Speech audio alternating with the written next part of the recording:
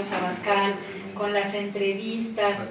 Sí creo que tenía pues esto que ya he intentado explicar, pero dos elementos que nos surgen más que nada en estos momentos de crisis política y partidista, evidente, pero política en general. El primero tiene que ver con el diálogo. Y un diálogo, como decía, que es medio, pero que es fin. Que no es nada más un diálogo para conseguir algo, sino que es fin, que es anteponer al otro como persona, ¿no? Y la segunda, la congruencia. O sea, volteamos a ver a líderes de cualquier, o llamados líderes de cualquier facción, no voy a mencionar, y decir la falta de congruencia, ¿no? La falta de congruencia y miras más altas. Yo creo que esto es central. Entonces, pues, yo creo que sí es una congruencia de vida más allá que algunos puedan decir, yo no estoy tan de acuerdo con sus posiciones en tal y cual tema, a la que estamos llamados creyentes y no creyentes. No es patrimonio del catolicismo, ¿no? Sino más allá. Muchas gracias. Pues va un poco en esa misma línea. Es ante las situaciones más concretas de hoy. Hablaste de la cuestión partidista, sobre todo de la política partidista en concreto. ¿Qué diría don Carlos en estos momentos? ¿Qué le diría al país? Pues yo creo que esa la podría contestar. Bueno, le daría una tristeza profunda, eso me queda claro, y hay algo que yo creo que que sí podría responder, no me siento capaz de responder esa pregunta, pero sí responder a partir del archivo y de las entrevistas. Lo que me queda claro es que haría algo. No haría como muchos solemos hacer, criticar cruzados de brazos. Y haría algo desde esta línea de congruencia y de diálogo. Buenas noches. Hola, Germán. No sé si sea muy atrevida la pregunta o esté un poco fuera de lugar, pero me gustaría saber que yo desconfío de los medios de comunicación que presentaban una figura del político Carlos Abascal ejerciendo una función pública con una visión que tiene que ver con su congruencia de fe y de valores familiares, pero ¿cómo pudo conciliar este político, este hombre público, digamos así, su trabajo público con la fe, para que no apareciera ante la sociedad que era una visión única que quería imponer en el plano público, sino que él era diálogo, como dice muy bien la doctora Aspe, sino que él era diálogo? ¿Cómo pudo él, digamos así, jugar con esto? Porque ante los medios de comunicación parecía que era muy de una sola visión, ¿no? Y no de diálogo. Lo que pasó en una escuela, ¿no? En un aula. Entonces, ¿cómo pudo él conciliar esto que debe haber sido muy duro, ¿no? O hasta dónde pudo avanzar con sus convicciones de fe en lo público?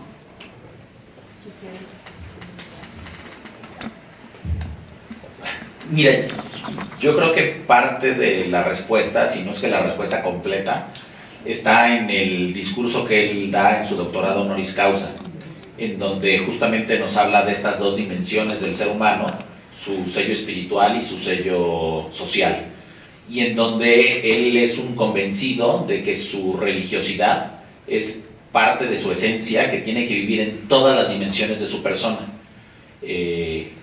Lo que decía en la cita, el tema de la fe es un tema personal pero no privado. Entonces él en su actuación pública, sobre todo en sus posicionamientos públicos, es muy claro en su pensamiento, en su defensa de sus valores, de sus principios, incluso de su religión, en el caso concreto de Aura, de su derecho como padre a educar.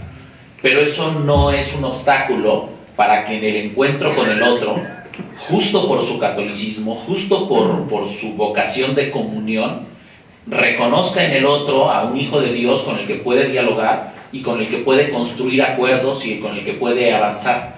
Yo diría que su convicción religiosa personal es lo que posibilita ese diálogo, ese acuerdo, ese encuentro. Cuando no tienes esta convicción y no entiendes además el poder como servicio, sino como un medio para tener más poder o para avanzar, entonces tu encuentro con el otro, no te importa el otro. Y justamente en su caso era todo lo contrario, como le interesaba el poder para servir, como sus convicciones religiosas lo llevaban a servir, justo en el encuentro con el otro podía construir, porque se podía poner en el papel del otro, porque reconocía en el otro la dignidad de hijo de Dios, lo reconociera o no la otra persona, y entonces así era como podía avanzar. Un poco en alguna de las frases que incluso me parece que lo cita María Luisa y se ha oído también al exministro Mariano Azuela, es justo su convicción religiosa era lo que más, la mayor garantía hacia los demás de que iba a ser un buen gobernante, por las convicciones que regían toda su actuación. No sé si más o menos te respondo. Quisiera agregar una cosa. Algo que, o sea, la biografía más íntima, las entrevistas con sus más cercanos, familiares o no, te ayuda como a reconstruir este personaje de muchos matices. A mí lo que me dio mucha luz de esta, además de esta faceta fundamental, tiene que ver con sus adversarios y con los que pensarías, a ver, voy a buscar a alguien opuesto a Abascal, ¿no? Y de cómo hablaban de él. O sea, lo voy a poner en coloquial, pero es como decir, era el personaje más auténtico, confiable de palabra de Marte, ¿no? Porque es decir, o sea, es alguien fuera de este mundo, no tiene nada que ver, no se mueve por otras reglas, pero es confiable, pero es dialogante, pero toma en cuenta tu posición, y dicen, además era agradable dialogar con él. Me sorprendió mucho el caso, por ejemplo, de líderes sindicales, ¿no? Que decías, bueno, que fueron en momentos muy álgidos, opositores, o el caso del mismo Salinas de Gortari, ¿no? Que además es alguien que pues, se le hacía casi que una aberración la posición religiosa de Abascal, ¿no? Pero que le reconocía, pues no rompió el pacto constitucional, ¿no? Entonces, yo creo que a esto nos dan muchas luces los opositores, ¿no? Y bueno, pues yo creo que algo que habla bien de él es la mala prensa, ¿no?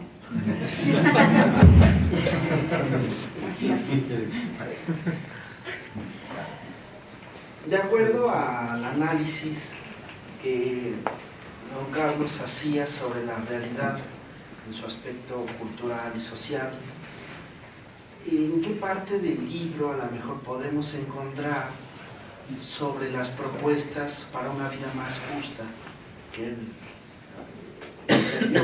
Te lo tienes que leer todo. Comprarlo. No, yo creo que yo creo que es una línea transversal. Mira, un caso que a mí me sorprendió mucho fue el caso de la APO, de esta organización de los pueblos del estado de Oaxaca, y poder dialogar con Flavio Sosa, que decías que podía tener Carlos Abascal en común con Flavio Sosa, o Flavio Sosa en común con Abascal, y el tema del que dialogaban era el tema de la justicia, de decir, bueno, no se puede imponer parámetros nacionales, ¿no?, a pueblos que han sido marginados, que han sido injustamente tratados, que un sistema educativo inequitativo, en fin. Entonces, ese es un ejemplo muy claro, ¿no? Otro ejemplo, creo que tiene que ver, pues, con la famosa nueva cultura laboral. O sea, que estaba pensando, luego hubo cosas que se desvirtuaron después, pero que estaba pensando en decir, en el derecho de los trabajadores y con un principio fundamental de la doctrina social de la Iglesia que tenía que ver pues, con un salario justo. Y un salario justo, ¿qué es lo que marca la justicia? Pues la dignidad de la persona humana, ¿no? O sea, no era justo según el estándar o el qué. Entonces yo creo que sí hay esta preocupación que recorre la biografía, ¿no? Y bueno, pues el punto más alto de la caridad, como en Evangelii Gaudium lo vuelve a decir el Papa Francisco, que tiene que ver con la política. O sea, lo que pasa es que pues es difícil pensar que la política es el punto más alto de la caridad, ¿no? Además si somos mexicanos, pero pues esto implica la justicia, y esto implica la equidad, y implica todo esto. Son 3 momentos que se me ocurren, ¿no? Y bueno, y también algo que era una virtud, que ahora se ve como un signo de fracaso material, pero extraordinaria, que es la austeridad. La austeridad. Es decir, no te puedes no solo enriquecer impunemente, sino vivir como si lo tuvieras todo, mientras hay tantos que no lo tienen, ¿no? Y ahí de congruencia, ¿no? Y me contaban unos de su charolita, ¿no? Que la llevaba y se ponía a comer con la charolita, con los trabajadores y con los empleados. No era una pose, ¿no? Era así. Yo me los encontré muchas veces caminando por San Ángel y haciendo el mandado, y yo decía, foto, proceso, ¿dónde estás? Por favor. Entonces se lo pasamos. Yo creo que la clave del actuar de mi esposo fue ver en cada persona, se veía en cada persona. Y él decía, mientras no nos veamos en los zapatos del otro, es imposible que realmente nos preocupemos por los demás. Y decía, la política es el arte del servicio, no de servirte. Y entonces por eso con este señor Sosa o con cualquier otro, aún con la gente que lo insultaba, con todo esto de Aura, muchas veces se encontró mujeres que le insultaban. Y entonces él trataba de entender el dolor de esa gente y no permitía que sus guardias se le acercaran para tratar de imponerle respeto, sino que decía, señora, tiene toda la razón, permítame que le explique, con una humildad, porque decía, mientras no veamos realmente en cada persona, mientras no me vea en sus zapatos, no lo puedo entender. Y por eso, para él, lo más importante era amar lo que hacía y amar a los demás como si fuera él mismo.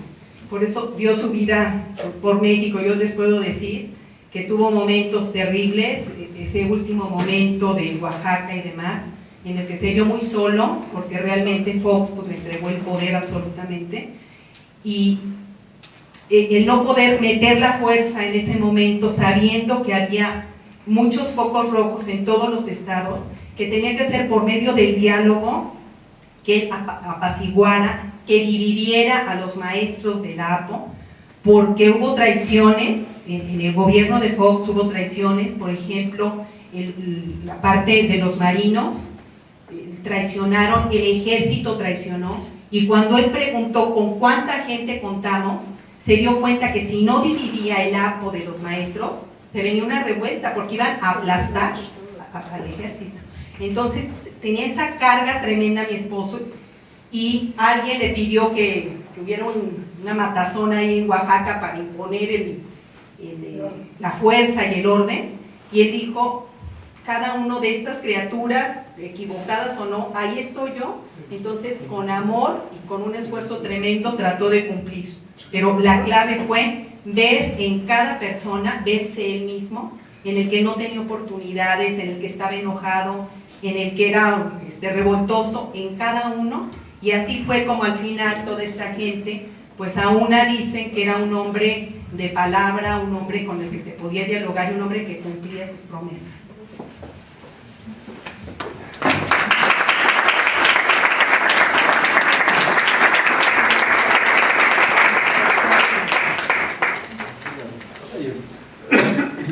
Bueno, yo voy a hacer un comentario como historiadora. Primero agradecer el que se saque a la luz una biografía de un intelectual. Estamos haciendo un diccionario de personajes católicos del siglo XX. Nos hemos topado con la dificultad de encontrar esta parte de la espiritualidad, digamos, o de la confesionalidad de ciertos personajes que sabemos que fueron católicos, pero no hay manera de constatarlo, no hay manera de poderlo mostrar. Y creo que, bueno, este trabajo pues es un ejemplo y nos ayuda pues a seguir con ello. Y el asunto aquí que me parece fundamental es el acceso que tuviste al archivo. Estas personas, estos personajes tienen archivos pero no están a disposición, no hay forma de entrar a ellos, y entonces esta posibilidad de reflexionar sobre la parte más humana de ellos o de su parte más religiosa es difícil de constatar, es difícil de encontrar. Entonces, bueno, pues en primer lugar, pues felicitarlos por esto y saber cuál va a ser el destino final de este archivo. Yo creo que eso es algo muy importante. Se lo pregunto. En la Fundación Carlos Abascal, nuestra misión es preservar el legado y difundirlo lo más que podamos. Y desde luego que el legado de su pensamiento se encuentra de una manera muy tangible, muy palpable en el archivo.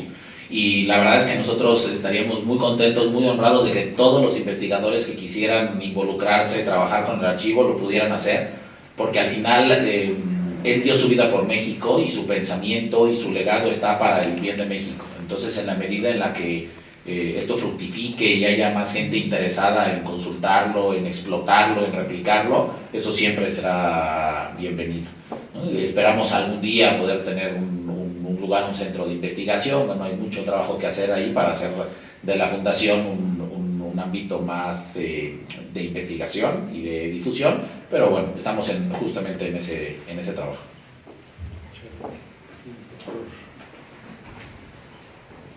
Bueno, primero felicitarles, es un trabajo extraordinario, la manera de expresar estas intuiciones de investigación. Pero yo quisiera preguntar en relación a la iglesia en salida que plantea Francisco. Carlos Abascal, ¿cómo era su intuición en materia comunitaria? O sea, ¿era una religiosidad, una espiritualidad individual? ¿O tenía esta intuición de formar comunidad? ¿Usted descubrió algo en eso, doctora? Sí, yo lo que encontré, creo que ahí pues digo, la familia podría dar como otra perspectiva de esto, pero yo lo que encontré es un proceso muy interesante. Y vuelvo al tema que comentaba en mi presentación, que tiene que ver con su tesis de licenciatura, donde no le reconoce ningún aporte a la democracia, ¿no?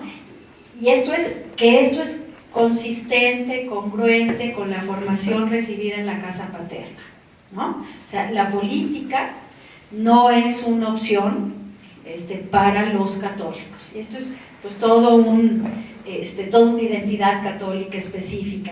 Pero lo interesante ahí es ver cómo va madurando su posición, muchísimo en el contacto, en el conocimiento profundo de la doctrina social cristiana, que se va metiendo y metiendo, hasta llegar al punto más fuerte, que es la democracia. Y yo creo que de los atributos fundamentales de la democracia, pues hizo de veras algo de maestría en este sentido, ¿no? Y desde el diálogo. Yo no sé qué piensen, yo creo que sí, digo, no existe el hubiera en historia, pero que seguramente estaría leyendo y analizando muy a fondo el magisterio de Francisco. Yo creo que esto sí.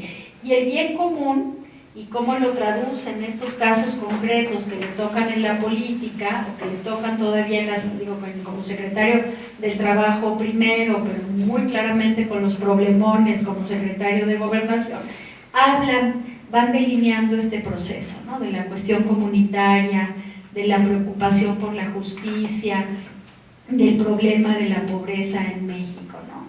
Entonces, yo creo que por ahí iba, ¿no? Que no se iba a quedar, bueno, esta es mi formación y mi identidad y no voy más allá, ¿no? Yo me lo imagino, pues analizando, desmenuzando, incluso confrontándose en algunos puntos con el magisterio de Francisco en lo social.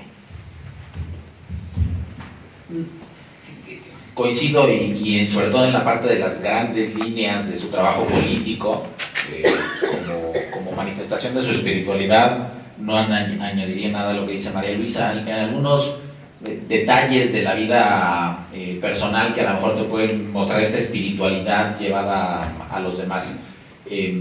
Creo que él es hijo, heredero de una formación, digamos, un poco preconciliar, y que va desarrollando su espiritualidad cada vez más a una espiritualidad más comunitaria.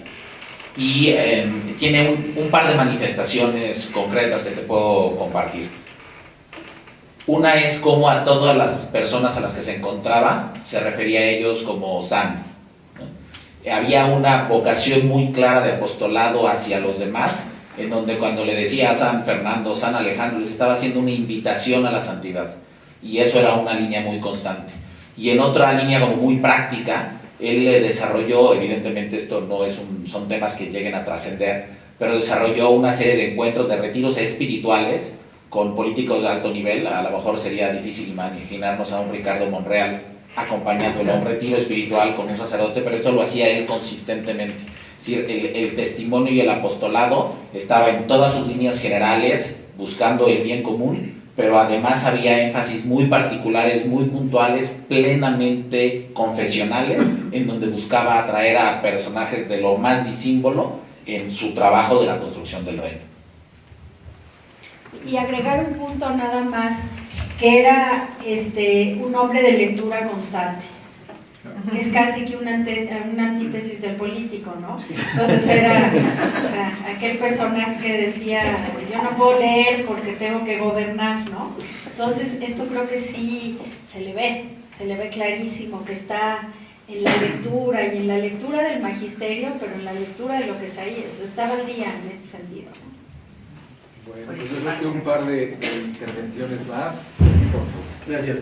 Buenas noches, soy Eduardo del Valle. A mí me tocó vivir con don Carlos el problema de aula. Yo colaboraba en ese entonces con la Unión Nacional de Padres de Familia y me tocó visitar el colegio cuando empezó el problema para platicar con las hermanas. No tuvimos la oportunidad de directamente con él. Digo, no nos cabía duda, evidentemente, que era un golpe político, era un golpe en todos los órdenes. Y les puedo decir que esa experiencia para nosotros, como personas y como Unión Nacional de Padres de Familia, fue una experiencia de ver una persona de una pieza inamovible en su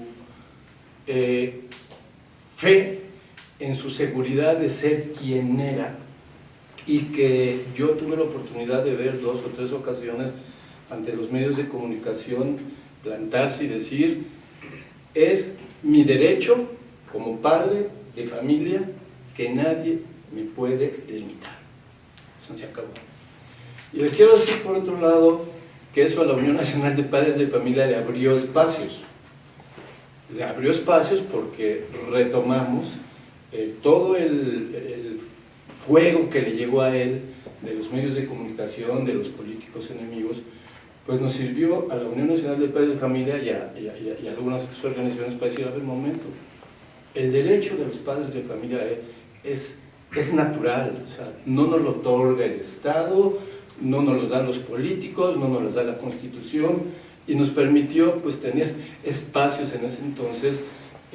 Fue para nosotros un espacio importantísimo. Digo, por supuesto que hubiera sido deseable que no se diera, y esto es definitivo, ¿no? Que no se diera, pero ya ante este hecho consumado, pues como organización de padres de familia nos abrió espacios en los medios de comunicación, ante las autoridades eclesiales, en fin, fue algo que a nosotros finalmente, ante esto que se dio, pues nos benefició como Unión Nacional de Padres de Familia.